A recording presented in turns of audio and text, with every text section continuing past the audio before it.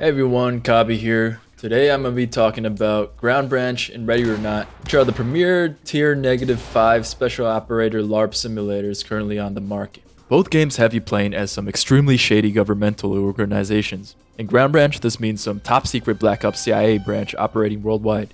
In Ready or Not, this means being an average American police officer in a city that is definitely not just LA.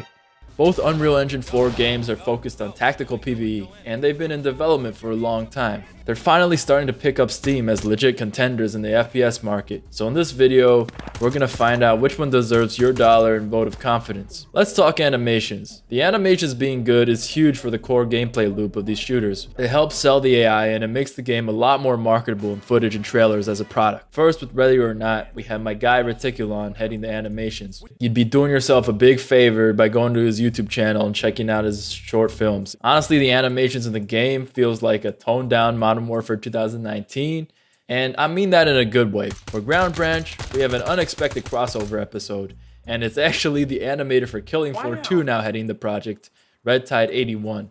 This man has been making absolute bangers since he came out with the bolt action reloads for Red Orchestra, and his style with the lower view model honestly looks very combat footage GoPro-esque.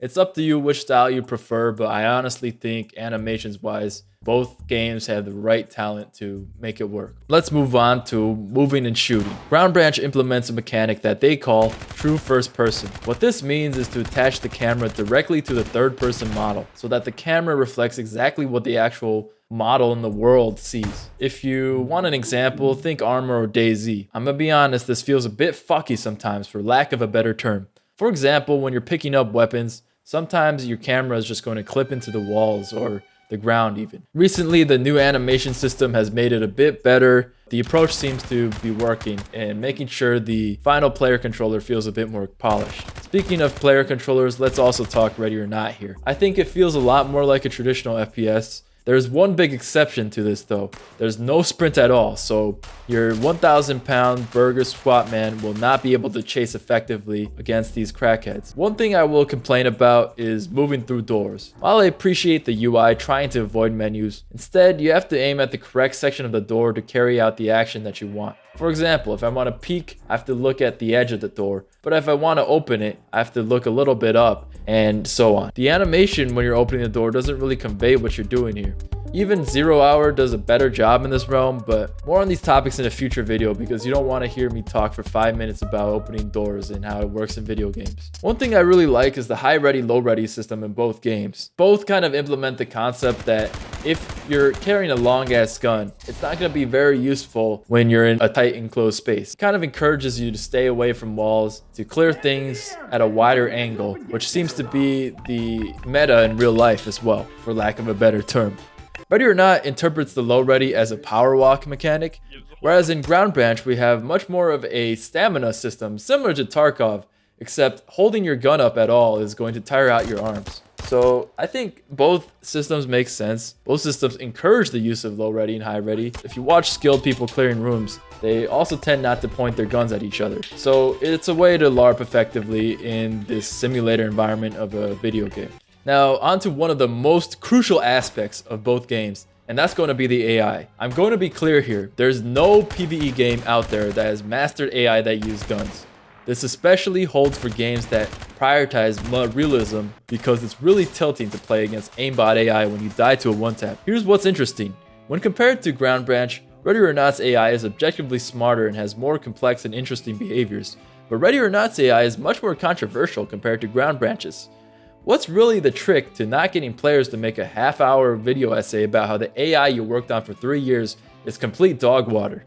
I think Ground Branch has the right idea here. It simply lets the player modify the difficulty of the AI by adjusting values manually or choosing between a couple presets, letting each player find a setting that's challenging for them without having to cheese aimbot AI by exploiting their weak points.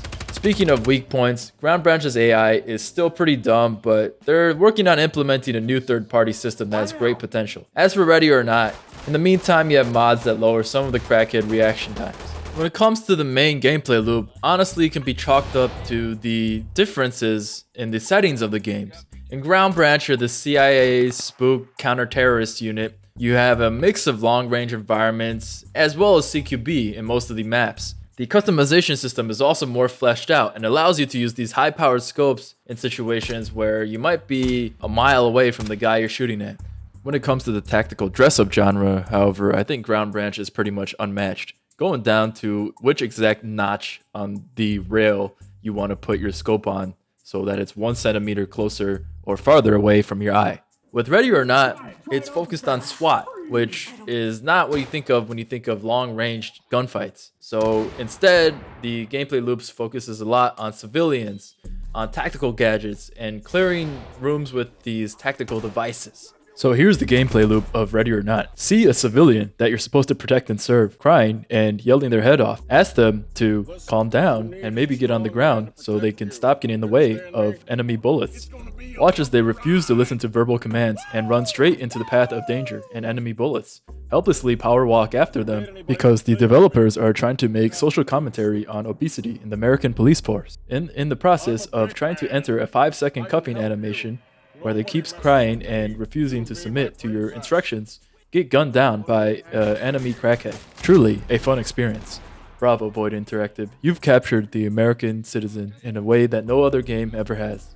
For this reason, a lot of taxpayer-funded bullets are going to go into other taxpayers' heads, and they will be happy. Ground Branch doesn't have any of this, doesn't have any civilians or hostages you need to worry about. So at this point, all you're going to have to do is worry about not shooting your own teammates.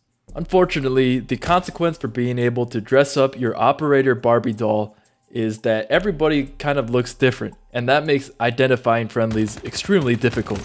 A lot of taxpayer-funded bullets fired by you and your friends are going to end up in you and your friends, and you will be happy. Ready or Not also has non-lethal options where you can use paintball guns and beanbags to subdue your enemies. One thing I have to add is that Ready or Not has competent friendly AI, whereas Ground Branch has nothing of the sort. Still, this is something bound to change in the future since both games are heavily in development. Final question, which one is the better game? It really comes down to your deal breakers. Is not being able to play at long ranges your deal breaker? Go ahead and buy Ground Branch. Is the polish experience and being able to command friendly AI your deal breaker? Well, I think then you should go for Ready or Not. Well, I say it's more polished. I distinctly remember in multiple occasions being stuck behind a sofa or a piece of concrete that I can't get over simply because my American police law enforcement body physique is not able to overcome a 3-foot-high obstacle. Then again, was it really better to play Ground Branch without any weapons or being able to even pick up a weapon?